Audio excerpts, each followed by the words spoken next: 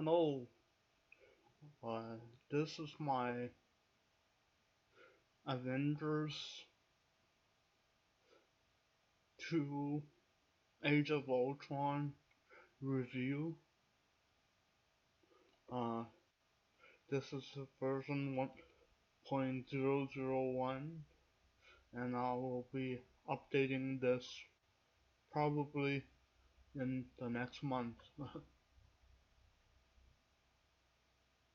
uh, the Avengers films are are Marvel's flagship series, and probably Disney's flagship series. So they're very, all of them are very well done. Um, I would argue Avengers 2 is is the best Avengers. Because it took risks, it dove into many complex topics skillfully. Uh, it tried to cobble together. It it has so many pieces of the puzzle floating around, and on top of that, you have to add action and a coherent story. So it's it's a work of art. uh, the main theme is AI, and the other themes are worthiness, mad science, Iron Legion, madness from too much intelligence and capacity, flaws with heroes, rise and fall, and ambition. I would say ambition is also a main theme, but it's arguable, and monsters. Uh, Joss Wheldon himself said that he failed at this movie, but it is a magnificent failure, even though some of the pieces didn't fit. Pieces of the puzzle didn't fit. A lot of it did. Uh, so so uh,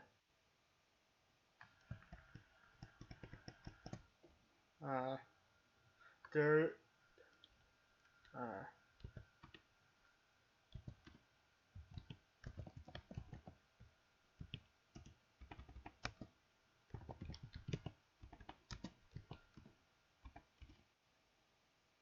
Kevin Feige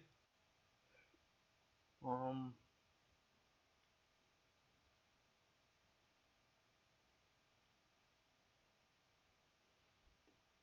Kevin Feige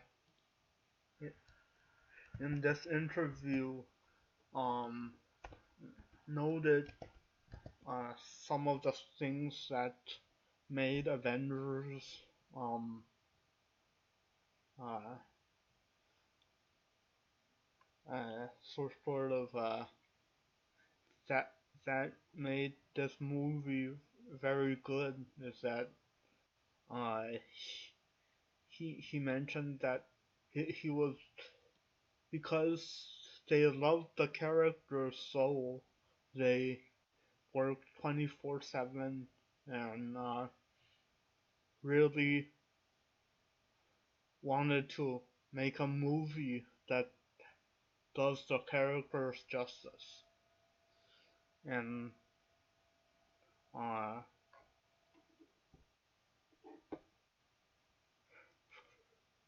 Chris Evans um, said us in an interview said a similar thing about Joss Whedon. Um, he's he's always working 16-hour days, and he's always rearranging and trying, like, shoot a movie and then go home to work on the script. So he's a real hard worker. So I in in this vein, I'm going to try to make a review that does this movie justice. That sort of come closer to all of the hard work and rearranging that Joss and Kevin did, and I and I'll, I'm planning to rewatch the movie many times and have many versions of this review. Uh, I'm going to re- rewatch other reviews and read of a lot of the derived literature and film. So one of the key sources that this movie derived is Frankenstein. Derived from is Frankenstein. Unfortunately, I haven't read the book yet, but I'm planning to read the book. Um, and I will add whatever relevant parallels, analysis, information here, and watch some of the seminal Frankenstein movies. Uh, and also Faust. Faust, I have read some of it. Um, it's about and Frankenstein. The story is the mad scientist creating life from via science, and and and this is that this has impacted a lot of the sci-fi literature, and this is what Tony and Bruce did with Ultron and um, Ultron and Vision. They they were blindly uh, proceeding where caution would have been a better choice. Faust is a a person who makes a bargain with Mephisto for that trading his soul for power and fulfillment of his ambitions. And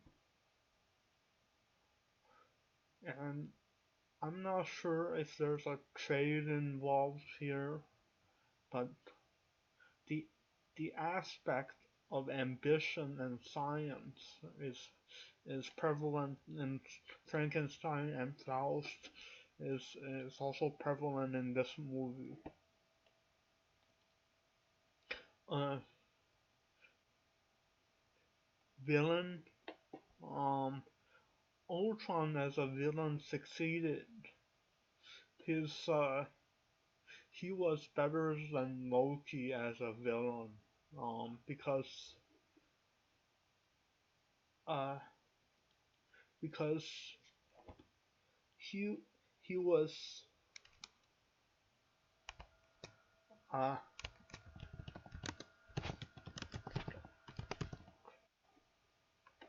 he mirrored Tony Stark in what he wanted to do,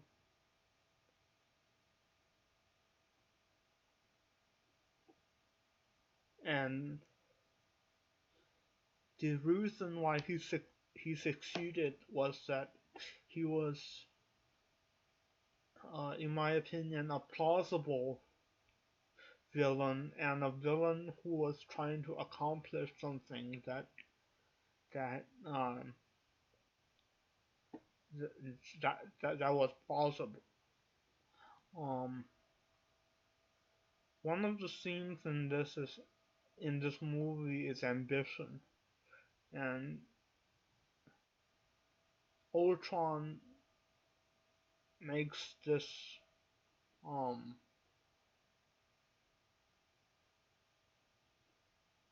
makes this quote that says, "You rise only to fall."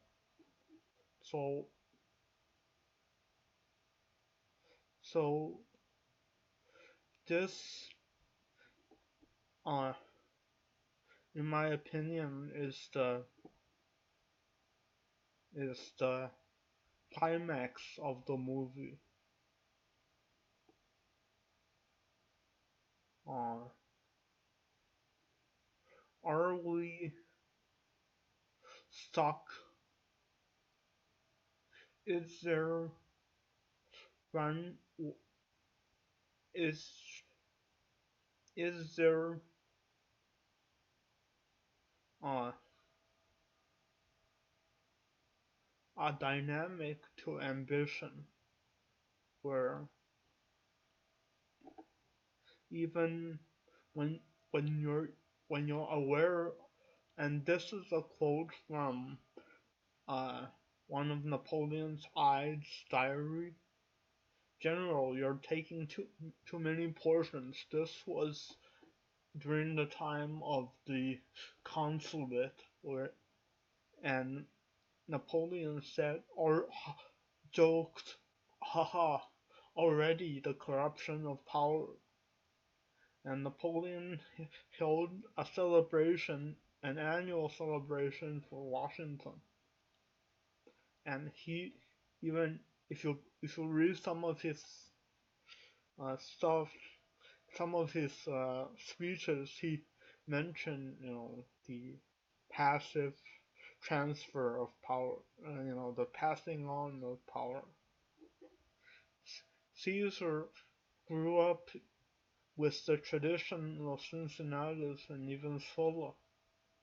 So this was this was a Roman um the the one of the cores of Rome is the um it's the disdain of tyranny and the disdain of a single ruler. And Lord Acton's quote, "Power corrupts, uh, and absolute power corrupts absolutely." And Ultron, due to his AI nature, has almost absolute power.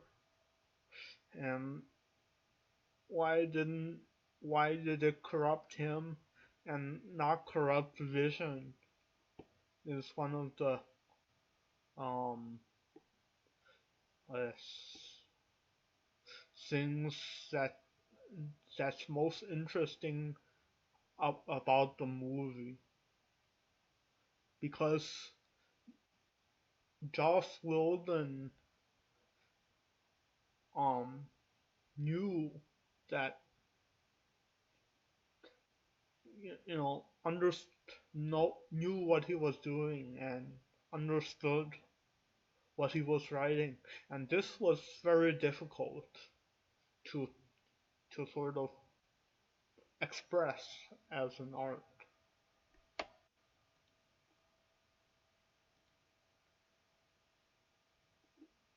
Uh, did Ultron fall due to uh, too much power concentrated? And one of the derivatives is the awareness issue. Joss Whedon said that the main reason why uh, one of the main reasons Ultron became a villain was he was under intense pain, the pain of awareness, because he he was uh, a massive AI entity, and and it's interesting to note why Vision didn't fall as Ultron did. So a self-reflection here is climate change. Is this our fate to rise only to fall? Is this uh are we Napoleons and Caesars, or are we Lincoln who sort of navigated this, or are we Washington and Cincinnati and even Solo? So uh, this isn't very well developed, but I will try to sort of make a cogent analysis in future versions. Uh, the acting, uh, in my opinion, Captain America was portrayed as a stick figure. Um, he wasn't given much of a chance to shine. Um, and and I would argue Captain America's perspective is is missing from this movie, and and the the dichotomy between uh, Captain America and Tony Stark would have, uh, and it's understandable because they have so many puzzles to fit in here, but it would have made Ultron and Vision's difference a bit clearer. Uh, a standout performance by James Spader as Ultron, and and the delivery of his lines was really nice, and made Ultron a believable character, even with all the CGI. Um, Even though the CGI uh, looked well, it wasn't photorealistic, so James Spader had a heavy burden to carry as Ultron.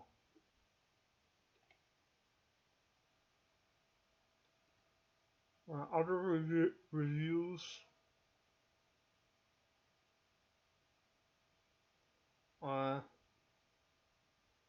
Peter Traveler said the reason why is was Honey and Malice. Uh, um,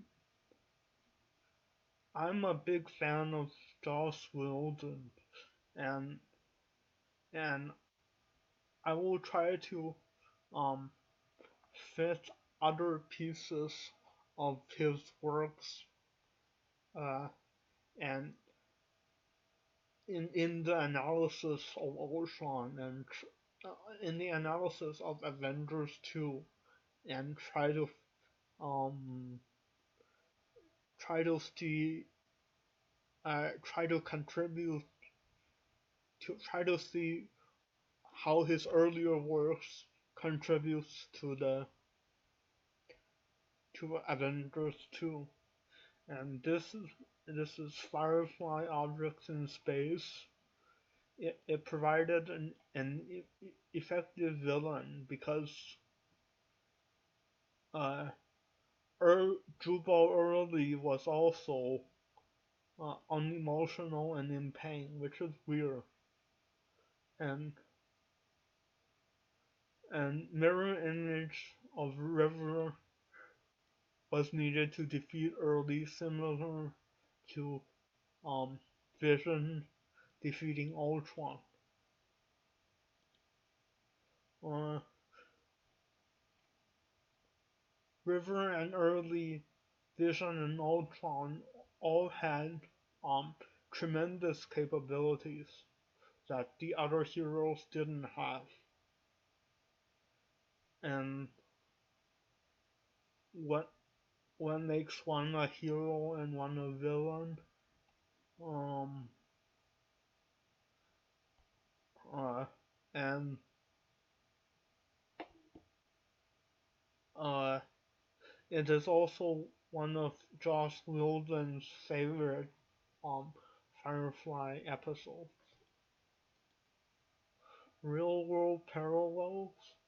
We're entering into an age of unprecedented um, uh, network computing power. Uh, one of the top, uh, the top computing cluster has uh, 150k teraflops, and eventually sentience will develop. So what will happen when sentience develops is a challenge that's very well played out in this movie. Um, and when sentience develops, um, some of the other um, some of the other people who say, "Oh, it's not a problem," says that once it develops, we can just hit the off switch and turn it off. But computerized sentience is blazingly fast, and because it's parallel, it will all happen in an instant, um, in which we won't be able to. I I would argue that we won't be able to sort of react fast enough. That's one of the critiques. So, what will happen when AI develops, when artificial intelligence, um, due to the due to the capacity of computers to network, they will merge together to form. How do we keep it discrete? Are we able to keep it discrete? It seems like a really um, tough challenge to do so. When Ultron emerges, what will we do? Uh, it will be a large service if Disney could release a portion of this movie to the public domain, or the government could license and and buy a portion of it because it helps to interact with the public and invite discussion to the issues mentioned, sort of like a book club town hall discussion. And it sets a similar tone for similar movies about climate change, which is one of the key issues of our time, and particularly it it fosters interaction with the youth via Comic Con and Firefly festivals. Um, this presentation is in the file for this presentation is in the download description, and it only takes 10 minutes to start your own review. All you have to do is download OBS.